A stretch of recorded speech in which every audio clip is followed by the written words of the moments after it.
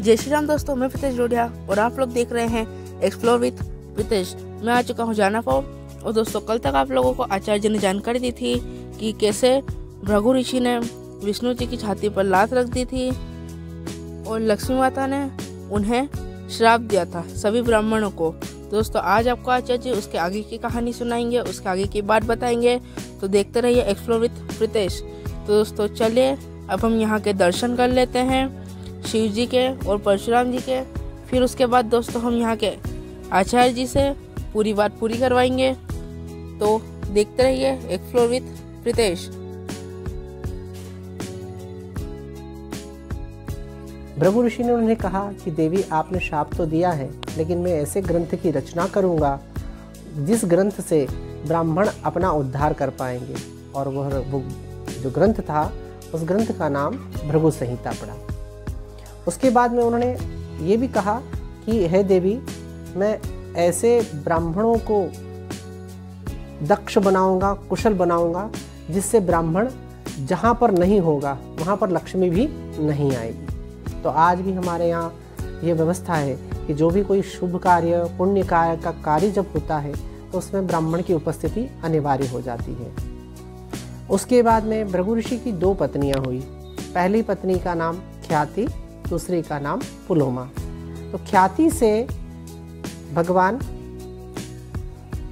शुक्राचार्य और माता लक्ष्मी, ये दोनों पुत्र पुत्री प्राप्त हुए। और पुलोमा से महर्षि च्यवन का अवतार हुआ। तो महर्षि च्यवन ने फिर सुकन्या से विवाह किया। तो उनके बाद में उनका पुत्र जो हुआ उनका नाम औरव था।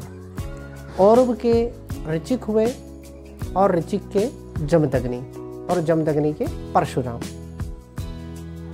हमारे भारतीय पुराणों में, उनके शास्त्रों में जो वर्णन, जो विलक्षण वर्णन है, वो बड़ा ही महत्वपूर्ण है।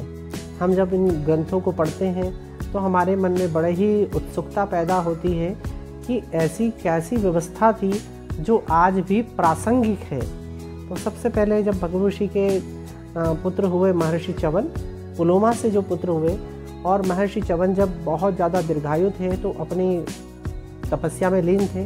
तपस्या में लीन होने के बाद में उनके ऊपर मिट्टी चढ़ती गई।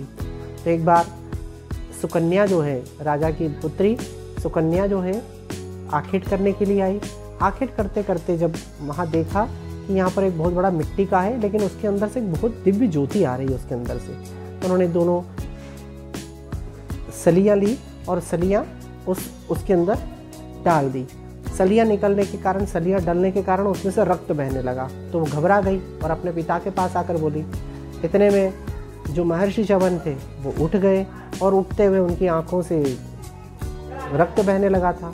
तो शाप के डर से राजा ने उनसे क्षमा मांगी और उन्होंने कहा कि मेरी कन्या आपका, मैं इस कन्या का विवाह आपके साथ में कर दूंगा। लेकिन उस समय में जो 16 से 18 वर्ष की जो आयु में प्राप्त थी, और महर्षि च्यवन जो है वो लगभग 100 वर्ष की आयु में थी। अब उनका विवाह उनके साथ कर दिया जाता है और वो अपने आश्रम में रहने लग जाती हैं।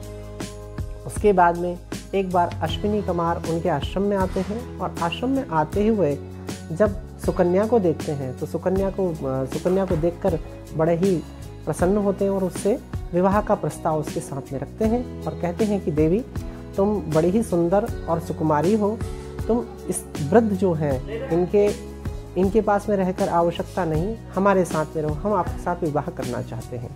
तब सुकन्या ने कहा कि मैं एक सती नारी हूँ। मेरे दोस्तों, बाकी की जानकारी कल की वीडियो में। ऐसा ही और वीडियो देखने के लिए सब्सक्राइब करें हमारे चैनल, बेल आइकन को ऑल पे सेलेक्ट कर दीजिएगा। वीडियो को लाइक करके कमेंट में जय श्री परशुराम लिखना मत भूलिएगा।